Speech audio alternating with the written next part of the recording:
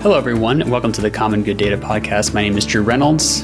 Friends, it's the end of the semester, which means it's nearing finals for many students at the K through 12 as well as university levels. I know my own students at the Georgia State School of Social Work are working hard on their finals as well. So I thought it was an appropriate time to talk about school data and specifically student data in schools from the lens of nonprofits and other social sector organizations who work with and collaborate with schools and school districts to improve outcomes for children and youth.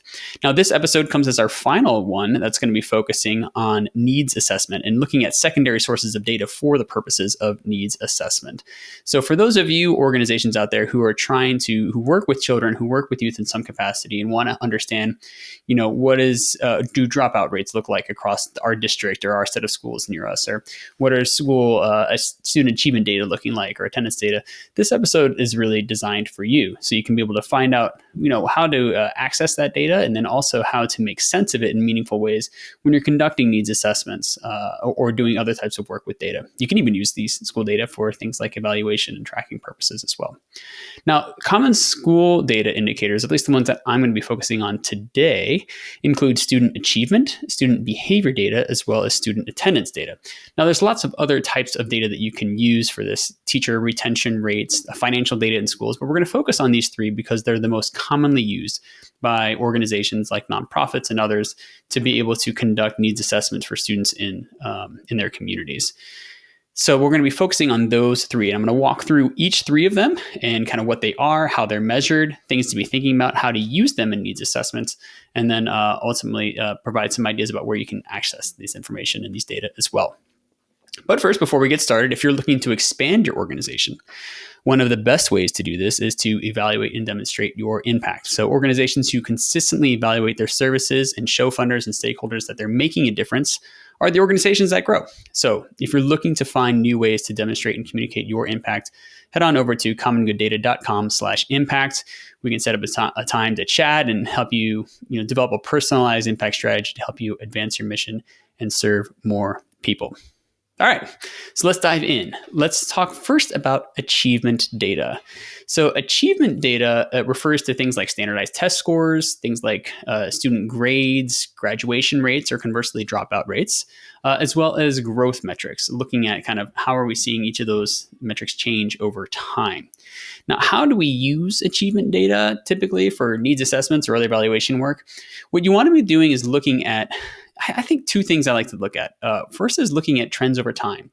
So usually you're going to be able to look not just at this year's, but prior year data to see how does the data today compare to where students were a couple of years ago. It's always an opportunity, too, to look at trends within subgroups. And this is particularly true of education data, where you look at subgroups by often race and ethnicity is a big one. But there are other key categories that show up, categories that show up in education data. Things like students who qualify for McKinney-Vento services. So students who are experiencing homelessness or housing instability, that's a group. Students who are English language learners, you'll see is another group that shows up as a subgroup in education data. Sometimes also students with a disability you'll see. And there are a number of others that you can look at, but those are some of the big ones. So you identify trends and you look at disparities between these groups to help identify where particular needs might be within a given school community. And then, that's kind of the big macro level. Is kind of looking at these big trends at the school level.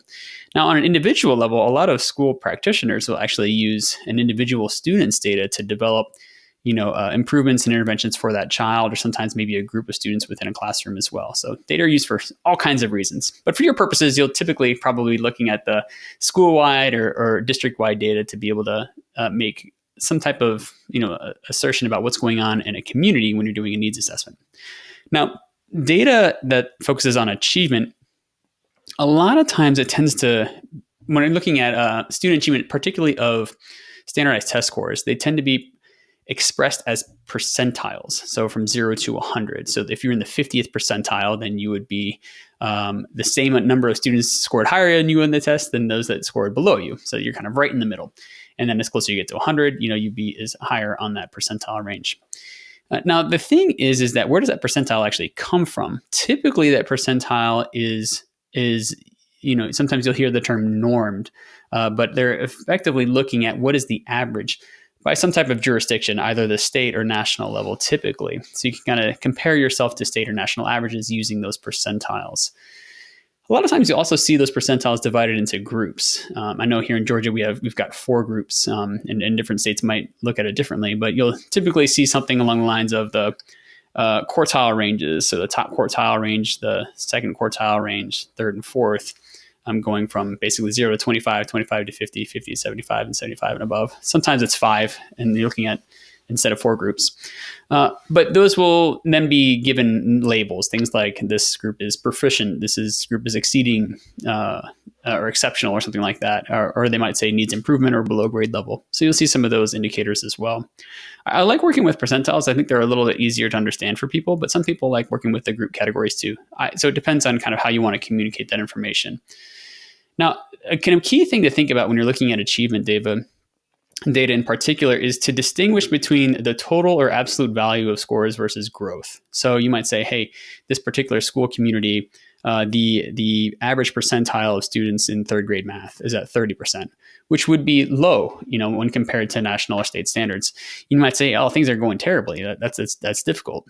Well, maybe, but if it was 25% or 20% a year or two ago, that would be quite a lot of growth actually for achievement data, and would be a really promising sign that the types of interventions that the school is taking on or changes that are going on at the community level are leading to positive growth in student achievement at the school level.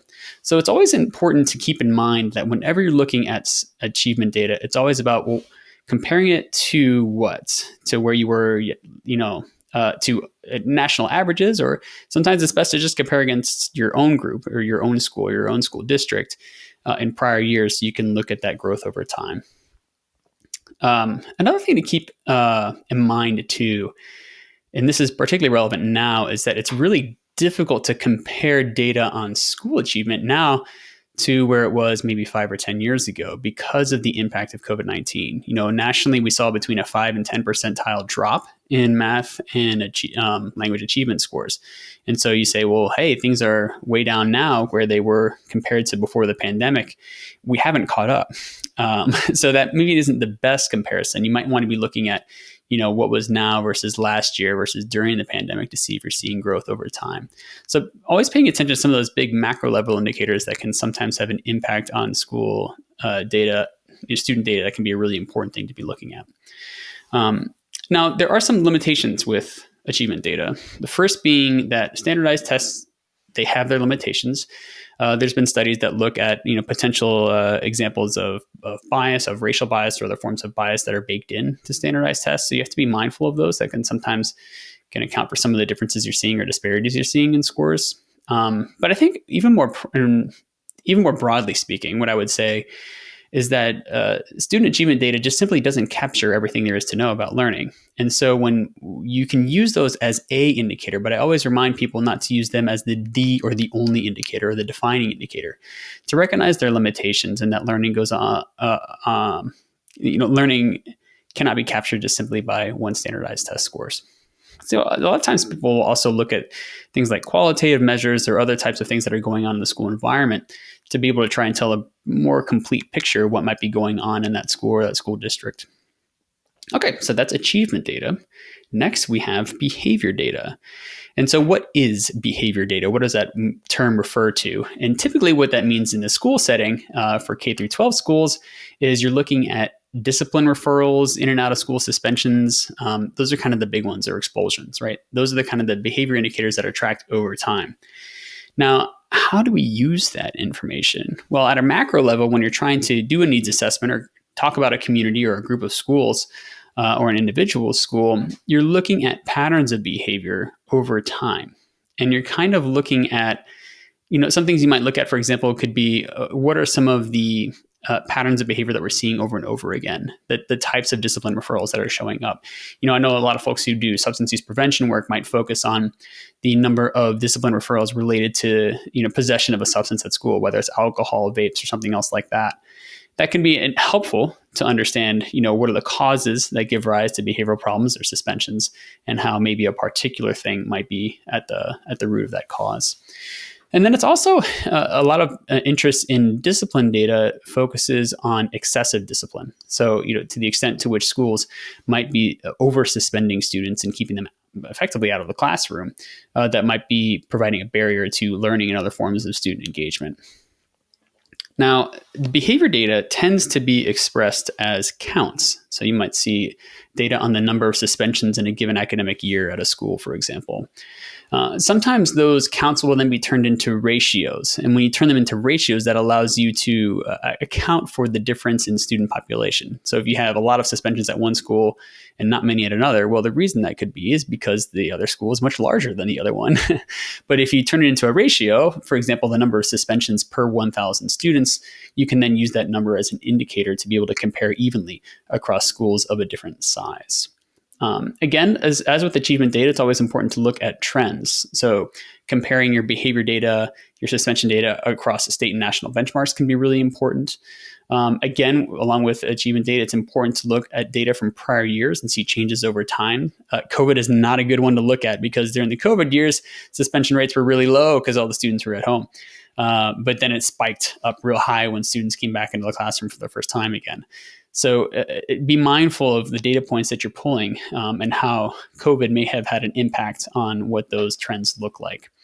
Now, the other thing about behavior to be paying attention to, and this is the same with achievement, there's a lot of stuff that can explain behavior. It can be changes in school policies. It can be changes in school administration and leadership. I already mentioned COVID-19, of course. Sometimes there's large scale events at a school, like a bunch of students engaging on one activity that leads to a lot of suspensions, for example. Some things like that are things to be paying attention to when you're looking at suspensions data, especially when you're looking at individual schools where you might only have maybe a dozen suspensions in a given year.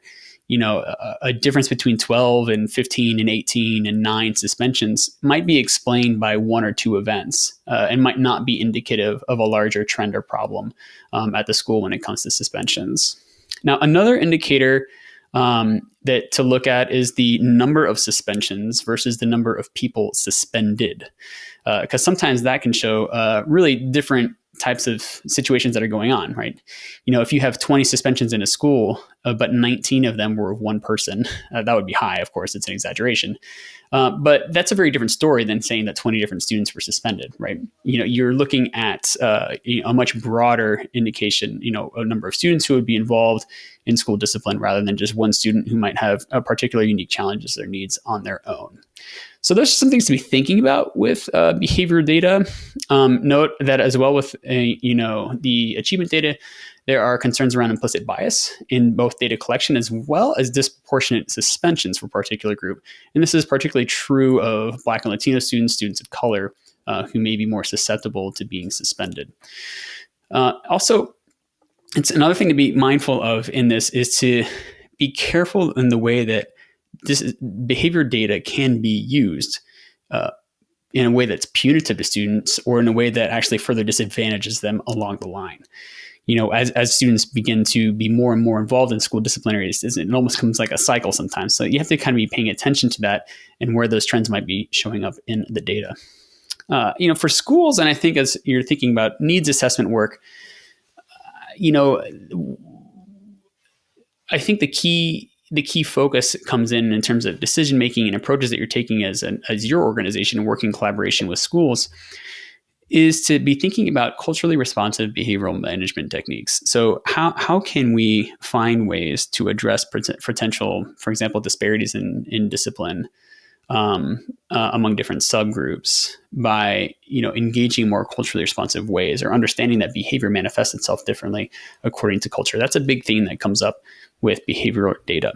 And then also, as school administrators, they're always trying to balance this need to maintain a safe and orderly environment while also not being too punitive to hamper student success. That can be a real challenge.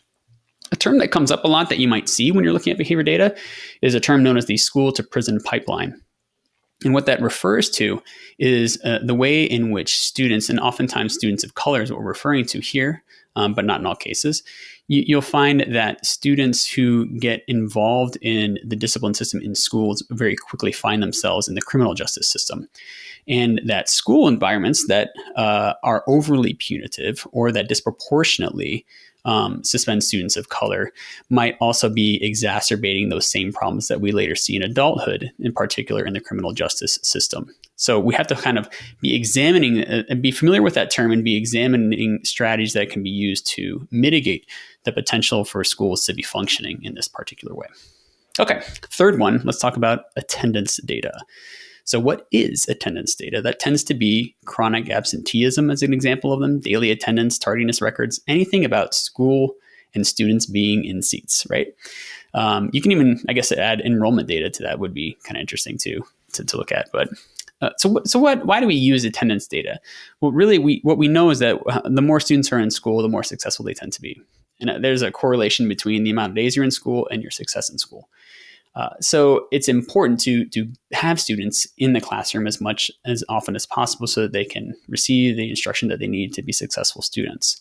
I actually like attendance as a great indicator for after-school programs, parent engagement programs, and other those that are trying to impact students. And I think because attendance is actually one of the indicators that you can move the quickest. Student achievement is a hard one. It's really hard to move the needle on student achievement, and so many things can explain it. Same thing for behavior in some degrees as well. But what a lot of after school and parent engagement programs and other type of student support programs can do is have a mentor or somebody who's connected to a child who may have been chronically absent in years past, but checking in with them and making sure that they're getting to school.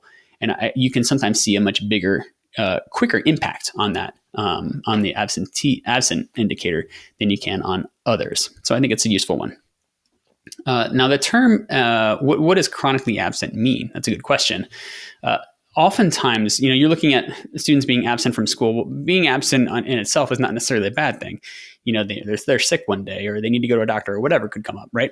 Where it becomes a problem is when students reach the level of being chronically absent, which is kind of back of the thumb, often defined as about 10% of the school days are missed. Now, school districts will use different cutoff points for this. Sometimes it's 15, sometimes it's 18, 13, 20. There's different indicators. So you'll have to check with what your state or local jurisdiction uses to define that term. But I think having a good knowledge of maybe the percentage of students who are chronically absent can be a good indicator as to whether or not it's important. You're experiencing a challenge or a problem there. So that's a good indicator to look at. So the number of chronically absent students, or maybe the percentage or the ratio that you could then, to be able to compare across multiple schools, you could look at that for number of days absent for students. Now, when you're looking at school absence data, some of the key themes that come up when you're looking at that data are what are the potential causes for why a student might not be in school? And there's so many of them, but one of the reasons that comes up a lot is actually around transportation. This is particularly true for charter schools. I know that when I was serving on the board of a charter school, we knew that we had a lot of students who were coming from long distances. Other parts of the county with, battling Atlanta traffic, trying to get to school on time. And so we developed a transportation plan to be able to help some of those students who live furthest away from the school to be able to have access to a bus to be able to get to school on time. So things like transportation can be an intervention to address, tardiness or absenteeism or chronic absenteeism. In addition to that, we've got school safety. So walking to school, is it a safe environment to be able to walk through school in the morning? I know this is also true of not just walking to school and what's going on outside, but also what's going on inside school. And this is particularly true, for example, for LGBTQ, non-binary students who may be experiencing higher proportions of bullying or other types of unsafe environments inside the school. And I know that there's lots of research studies that show that some of those students don't feel safe and as a result don't come to school. So addressing school safety can be really important in the perceptions of school safety. Poor instruction, that's actually a really big one too. If the students don't feel like what they're learning from their teacher in the schoolroom, that's a big driver of students deciding to check out. This is particularly true, I think, at the high school level when you start to see, student dropout rates and things like that increase. And also, the challenge that comes up with absent data is, what do you do about it? Do you punish students who are not showing up at school? What do you do? Give them a suspension? Well, it just puts them out of school even longer, right? And makes the problem worse. So strategies for addressing absenteeism are very different. Now, many of you who work with youth on this topic know exactly what I'm talking about and what those kind of interventions look like. But we have to be mindful, I think, as we approach students not being in school, and find ways to ensure that we can try to provide the best environments that and allow them to be in the school environment and to be there learning. Now, we talked about achievement data, we talked about behavior data, and we've talked about attendance data. But a question you might be asking is where can you access these data? Well, typically each state will have some type of dashboard where you can download and access anonymized school level data. And when I say anonymized, what that means is you won't have access to individual student records. We have FERPA, the federal law that protects student data, so nobody can just go and access that, right? But you can access anonymized school level data for the purposes of reporting and public transparency. So you can find out, for example, in the school in your community, how they score on particular scores for school achievement, attendance, and behavior, and others. And there are different websites that can sometimes put together dashboards for you, but I personally like to go to the source. So I go all the way to the state, and typically each state, the ones that I'm most familiar with are Georgia and North Carolina, but both the Department of Public Instruction in North Carolina and the Governor's Office of Students Achievement here in Georgia, both websites have really great and robust places where you can go and access Excel data sheets that have all these data outlined by school and by district. So Now, there might be situations where you may want to access individual student level grades. And typically that involves a process of working with the school district. Sometimes they'll have an Office of Accountability or Data or something like that. And you can reach out to them to fill out oftentimes an application process. Sometimes it may require an institutional review board if you're doing formal research. Sometimes there's community partner programs where they can share information about students with the students' parents' consent. So that you as a nonprofit entity might be able to have that information to guide your programming in after school work or another sort of student support work that you may be doing. Now, the one thing that I really love, and I'll conclude with this thought about school data, is that it is so consistently reported. It doesn't always come out right away. You might have to wait a year to get the year before's data. There's always a bit of a time lag between when the data are collected and when it's actually reported online. But the great news about school data is that it's federally mandated that it's reported. And so each state has some kind of way of providing that transparency to its constituents. And so when you want to find some really solid indicators that people understand well and that you can then use to kind of track a little bit of identifying what needs you might have in a community, or in the case of evaluation, looking at what big changes, maybe positive signs you've seen, school data can be really, really, really helpful for that, because it's just so consistently reported, so well understood, and so easily digestible, I think, by your audience. Now, the challenge that comes with school level data is that it's almost impossible for most nonprofits who are doing smaller scale work. I'm not talking about the big ones or the big research studies or the big interventions, but when you're doing smaller, when you're working in a smaller and mid-sized organization, you're not really going to be able to make any definitive, or what we would call causal statements in the evaluation and research world about the impact of your after-school program or your school-based intervention on student achievement, because there's so many things that could impact it. It's not just you who's impacting the child. It's the child, it's their family, it's their school environment, it's their home environment, it's the political macroeconomic system that they're in. All of those things have an impact on student achievement. I think I've read some studies that it's maybe somewhere around a third of student achievement data can be attributable to what actually happens in the school building. Some of the research kind of varies on that a little bit, but on what that number is. But the point that I'm trying to make here is that even schools have limits on what they can do to impact student achievement, attendance, and behavior data. So it's important to be modest with the claims that we make about changes that we may be seeing or trends that we may be seeing with respect to student school level data. And instead, just to use those trends to simply talk about what's happening and to have a better understanding of what's going on in a community so you can tailor your interventions and programs accordingly.